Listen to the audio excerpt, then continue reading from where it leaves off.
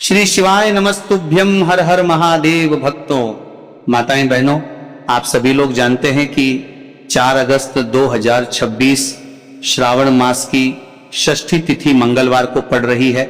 और दोस्तों, ये वो तिथि है जो श्रावण मास में पड़ने वाली सबसे बड़ी तिथि है, क्योंकि ये श्रावण मास में पड़ने वाली है और इसका बहुत ही बड़ा और विशेष महत्व होता है। पूज्य गुरु जी ने कहा है कि अगर कभी भी मौका लग जाए और श्रावण मास की षष्ठी तिथि मंगलवार को पड़ जाए तो आप लोगों को एक चुटकी सिंदूर का उपाय तो अवश्य ही करना चाहिए। इन दोनों का संयोग बहुत ही कम आता है। इसी के साथ में गुरुजी ने अपनी शिव पुराण कथा में बताया है कि इस दिन एक चुटकी सिंदूर का उपाय तो आपको अवश्य ही करना चाहिए, क्योंकि ऐसा दिन पूरे साल में सिर्फ एक ही बार आता है। और दोस्तों, आप सभी लोग जानते हो कि मंगलवार का अगर सबसे बड़ा उपाय है तो एक चुटकी सिंदूर वाला उपाय है। तो दोस्तों, इस मंगलवार षष्ठी तिथि के दिन आप लोगों को एक चुटकी सिंदूर वाला उपाय को जरूर करना है। बहुत सारे लोग होंगे जिन लोगों ने इस उपाय को ना किया हो, मतलब पूरा साल निकल गया, उन्होंने किसी भी दिन इस एक चुटकी सिंदूर वाला उपाय को ना किया हो। पर दोस्तों, आपके पास एक आखिरी मौका बचा हुआ है जो कि 4 अगस्त मंगलवार के दिन है। तो इस दिन आप लोगों को इस वाले उपाय को जरूर कर लेना है। भले ही आपने पूरे महीने भर इस उपाय को ना किया हो, पर अगर आपने श्रावण मास के मंगलवार के दिन अगर इस वाले उपाय को कर लिया तो आपको इस उपाय को करने का वह फल मिलेगा जिसकी आपने कभी कल्पना भी नहीं करी होगी। इसीलिए आप लोग इस वाले उपाय को एक बार जरूर कर लेना है, ताकि आप लोगों के हाथ से यह मौका ना जा सके और आपको इस उपाय को करने का फल मिल सके।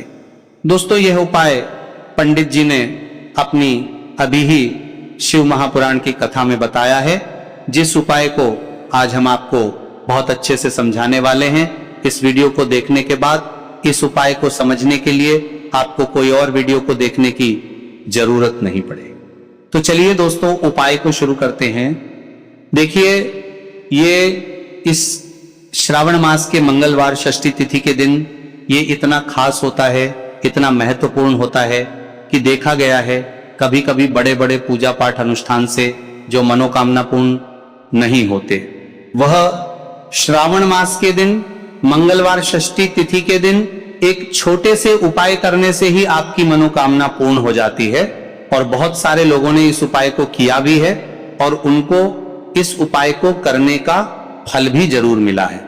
अगर आप लोग भी इस उपाय को करना चाहते हैं तो आप इस उपाय को पहले अच्छे से समझ लेना, सुन लेना, उसके बाद करना। आपको इस उपाय का फल जरूर मिलेगा और इस उपाय को कर लेने से आपके घर में चाहे किसी भी प्रकार की दुख और समस्या क्यों ना चल रही हो, आपको उसका कारण भी नहीं पता है कि भाई ये समस्या किस कारण से चल रही है। उसका कुछ भी कारण हो सकता है, जैसे पितृदोष हो सकता है या किसी भी तरह का मंगल दोष भी हो सकता है। तो इस दिन आप लोगों को ये वाला उपाय कर लेना है। ये एक ऐसा उपाय है जिस उपाय को अगर किसी विशेष दिन पर किया जाए तो भाई उस विशेष दिन का जो फल है वो तो मिलता ही मिलता है।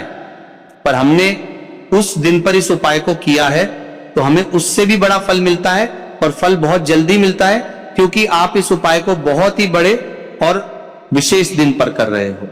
तो चलिए अब उपाय के बारे में बात करते हैं। लेकिन उससे पहले आप लोगों को यह जानना आवश्यक है कि आखिर यह उपाय किस समय करना है, किसको करना है और कैसे करना है। तो चलिए हम आगे आपको वीडियो में एक एक करके बता देते हैं। उससे पहले अगर आप लोग हमारे चैनल अचूक उपाय मार्ग पर पहली बार आए हैं तो हमारे चैनल को सब्सक्राइब करना ना भूलें। और अगर आपके पास कोई सवाल है तो आप हमें कमेंट बॉक्स में बता सकते हैं, और साथ ही आप अपनी राशि या अपने शुभ नाम को कमेंट बॉक्स में जरूर डाल दें, क्योंकि हम आपकी राशि से जुड़ा भाग्य भी बताते हैं और भाग्य में चल रही परेशानियों को तत्काल दूर करने के लिए आसान से आसान उपाय भी बताते हैं। इसीलिए आप अपनी राशि कमेंट बॉक्स में जरूर डाल दें और कमेंट बॉक्स में श्री शिवाय नमस्तुभ्यं, ओम नमः शिवाय जरूर टाइप कर देना।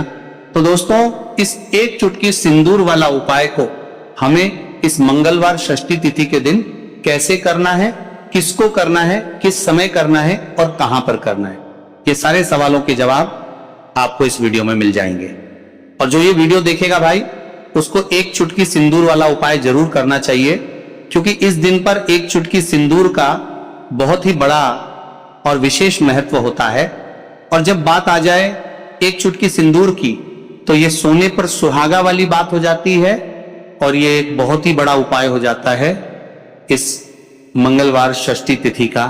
तो अब दोस्तों, इस एक चुटकी सिंदूर वाला उपाय को आखिर करना किसको है, सबसे पहले हम लोग वो बात जान लेते हैं। तो देखो, घर की जो बड़ी बड़ी माताएं बहनें होती हैं, उन माताओं बहनों में से कोई भी एक बड़ी माता बहन इस वाले उपाय को कर सकती है। और दोस्तों, अगर आप चाहे तो अपने घर में से सभी सदस्यों को भी इस उपाय को करवा सकते हैं। अगर किसी व्यक्ति की खुद की कोई मनोकामना है, खुद की कोई दुख और परेशानी है जो कि वो अपने लिए करना चाहता है इस वाले उपाय को, तो वो खुद अपने लिए भी कर सकता है। बाकी अगर कोई घर में से ऐसा है जो कि अपने पूरे घर परिवार की सुख और शांति के लिए ये वाला उपाय करना चाहता है, तो भाई वो भी कर सकता है, उसमें भी कोई दिक्कत वाली बात नहीं है।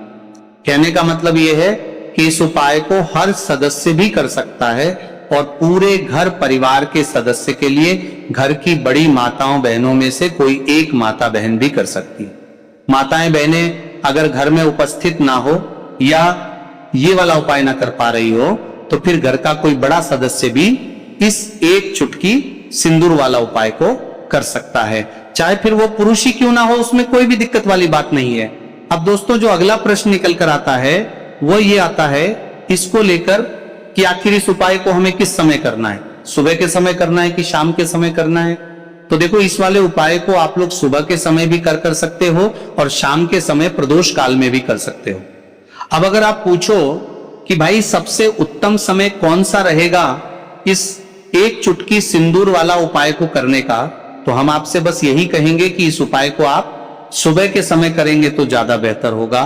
बाकी अगर प्रदोष काल के समय भी करेंगे तो भी अच्छा होगा, उसमें कोई भी दिक्कत वाली बात नहीं है।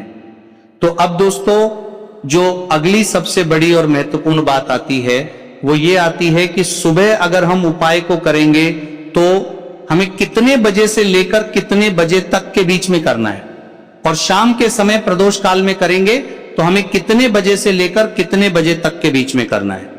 तो देखो, सुबह जितनी जल्दी हो सके आप उपाय को करने की कोशिश करना। बाकी अगर कारणवश लेट भी हो जाओ, थोड़ी देर भी हो जाए, तो 10 या 11:00 बजे तक भी आप उपाय कर लेना, पर 12:00 बजे से ज्यादा देरी ना हो। ठीक है, इस बात का ध्यान रखना। उसके बाद में दोस्तों, अगर शाम के समय प्रदोष काल की बात करें, प्रदोष काल का जो समय होता है वह शाम के 6:00 बजे से शुरू हो जाता है। मतलब शाम के 6:00 बजे से लेकर शाम के 6:00 बजे से रात के 8:00 बजे के बीच का जो समय होता है, यह समय प्रदोष काल का समय होता है। तो इस उपाय को 7 या 8:00 बजे के बीच में भी कर सकते हो। मतलब आप कभी भी इस वाले उपाय को कर सकते हो, उसमें कोई भी दिक्कत वाली बात नहीं है। तो श्रावण मास का महीना ही है जो आपको धन दौलत पुण्य दोनों ही देने वाला है। श्रावण मास के महीने में तुलसी का पूजन करके, श्री हरि विष्णु से जुड़े हुए कुछ उपाय करके आप अपने जीवन की निर्धनता, धन से जुड़ी समस्याएं, कर्जे से जुड़ी समस्याओं को हमेशा के लिए दूर कर सकते हैं। भगवान विष्णु को तुलसी अति प्रिय है, इसलिए उनकी पूजा में भी विशेष रूप से हम तुलसी का उपयोग करते हैं। और बिना तुलसी दल के, बिना तुलसी मैया के श्री हरि विष्णु की पूजा और उनका भोग दोनों ही अधूरे होते हैं। इसीलिए आषाढ़ मास के महीने में ऐसा उपाय आपको बताने वाले हैं जिसे करने से श्री हरि विष्णु की असीम कृपा आपको मिलेगी और मां तुलसी से ऐसा आशीर्वाद मिलेगा। जीवन का हर दुख, हर कष्ट, गरीबी, निर्धनता, कर्जे से जुड़ी समस्याएं, सब कुछ ही आपके जीवन से दूर हो जाएगा और सुख, समृद्धि, धन, वैभव, ऐश्वर्य सब कुछ आपको अपने जीवन में आसानी से मिलने लगेगा। देखो, गुरुजी ने कहा है कि मंगलवार के दिन आपको एक चुटकी सिंदूर वाला उपाय तो अवश्य ही करना चाहिए। वीडियो के अंतिम में आपको उपाय बताया है, आपको करना है। देखो, आगे बढ़ने से पहले वीडियो को एक लाइक जरूर करें। देखो, सबसे पहला उपाय, यदि आपके जीवन में कर्जा बहुत अधिक है, आपके जीवन में संकट बहुत अधिक रहते हैं, आपके ऊपर बहुत अधिक विपदा आ रही है, बार बार आपको अपने व्यापार में और अपने धन में हानि देखने को मिल रही है, यानी कि आपको प्रत्येक कार्य में हानि हो रही है, तो आपको यह उपाय करना चाहिए। इस उपाय को करने के लिए आपको एक चीज की आवश्यकता होगी। सबसे पहले है, आप जानते हो, जो कि भगवान हनुमान जी को समर्पित होती है, तो आपको वह सिंदूर की आवश्यकता होगी। मंगलवार के दिन प्रातः स्नान करके स्वच्छ वस्त्र धारण करें, पूजा की थाली में एक चुटकी शुद्ध सिंदूर और थोड़ा सा चमेली का तेल रखें। हनुमान जी के मंदिर या घर के मंदिर में दीपक जलाकर चमेली के तेल में सिंदूर मिलाकर श्रद्धा पूर्वक हनुमान जी के चरणों में अर्पित करें। इसके बाद कम से कम एक बार हनुमान चालीसा का पाठ करें और एक हनुमते नमः मंत्र की 108 बार या अपनी श्रद्धा अनुसार जप करें। अंत में भगवान से प्रार्थना करें कि वे आपको सद्बुद्धि, साहस, अच्छे कर्म करने की शक्ति और परिवार में सुख शांति प्रदान करें। यदि संभव हो तो गुड़ और चने का प्रसाद अर्पित करके लोगों में बांट दें। तो भक्तों, आज का ये छोटा सा उपाय पूरी श्रद्धा, विश्वास और भगवान के स्मरण के साथ अवश्य करें। याद रखिए, किसी भी उपाय का सबसे बड़ा आधार सच्ची भक्ति, अच्छे कर्म और सकारात्मक भावना होती है। अगर आपको यह जानकारी अच्छी लगी हो तो वीडियो को लाइक करें, अपने परिवार और मित्रों के साथ जरूर साझा करें ताकि वे भी इस धार्मिक जानकारी का